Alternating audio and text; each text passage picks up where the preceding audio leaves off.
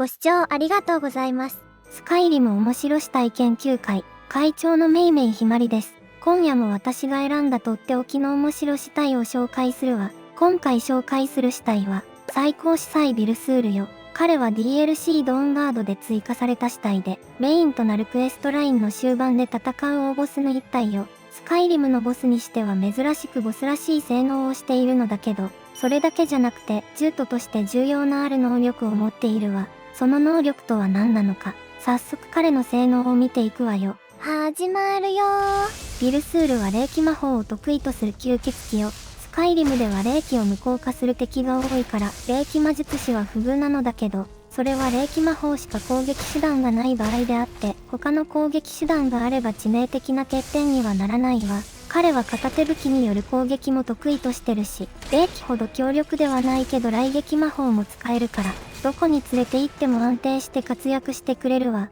そしてここからが重要なのだけど、基本的に獣人の体力は自動回復しないから、手動で回復する必要があるわ。だけどビルスールの場合は、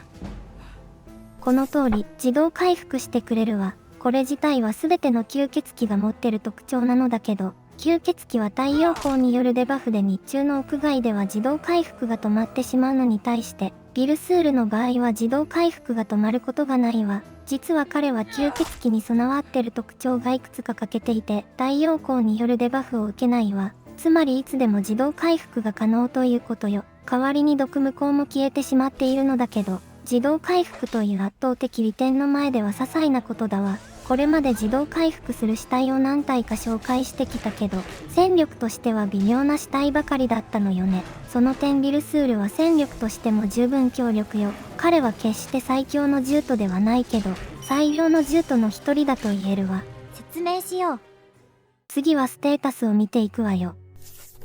これがビルスールのステータスよ。霊気強化をランク2まで取得してて、霊気魔法を熟練者レベルのアイスジャベリンまで使えるから、霊気魔術師としては最高クラスのダメージを出せるわ。スカイリムでは霊気耐性持ちが多いから軽減されてしまうことが多いのだけど、耐性がない相手には十分強力よ。見習いレベルとはいえ雷撃属性のライトニングボルトを使えるし、片手武器の適性とエクストラダメージ2があるから、霊気耐性持ちが相手でもそこまで不利になることはないわ。吸血鬼は大体治療術を使うものなのだけど、彼は珍しく氷の精霊召喚を使えるわ。NPC はあまり積極的に召喚を使ってくれないのだけど、少なくとも治療術より役に立つことは間違いないわ。鎧強化という見覚えのないパークを持ってるけど、これはレベルに応じて防御力に補正がかかる NPC 専用のパークよ。レベル40では防御力に2倍の補正がかかるから、防御力はかなり高い方になるわ。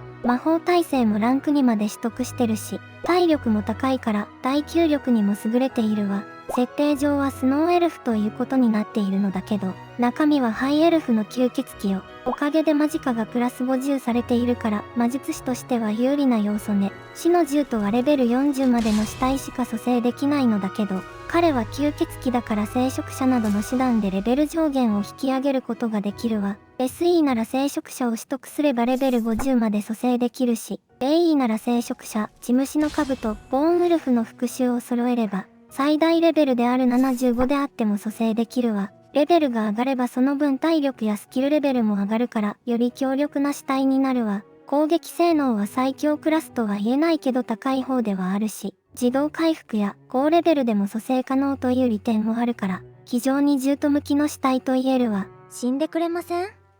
それじゃあ入手方法を説明するわ。リフテン東のデイスプリング峡谷に入って、ドーンガード砦のイスランに話しかけると、目覚めのクエストが開始されるわ。本来ならレベル10まで上げてデュラックに勧誘される流れになるのだけど、直接ドーンガード砦に行けばいつでもクエストを開始できるわ。その後はかなり長いクエストラインをこなす必要があるのだけど、最終的に忘れられた谷の最王聖域でビルスールを倒せば、彼の死体が手に入るわ。一度蘇生して忘れられた谷の外に連れ出せば、おそらく彼の死体が消えることはなくなるわ。忘れられた谷に放置した場合は消えてしまうから、もし不安なら保存アイテムを持たせておいた方がいいかもしれないわ。これっておまかんですか？以前投稿したウェイターの紹介動画で片手武器を持たせると硬直してしまうことがあるという話をしたけど、同じく吸血鬼であるビルスールにも同じ現象が起こるんじゃないかと思ってしばらく連れ回してみたら、やっぱり片手武器を持たせると硬直することがあったわ。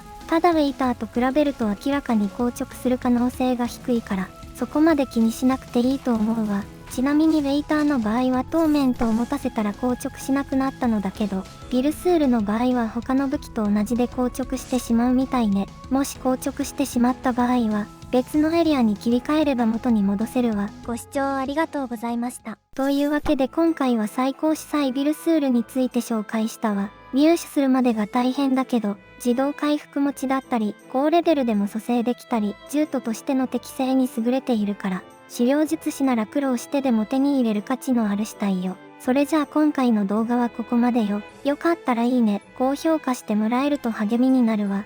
またね。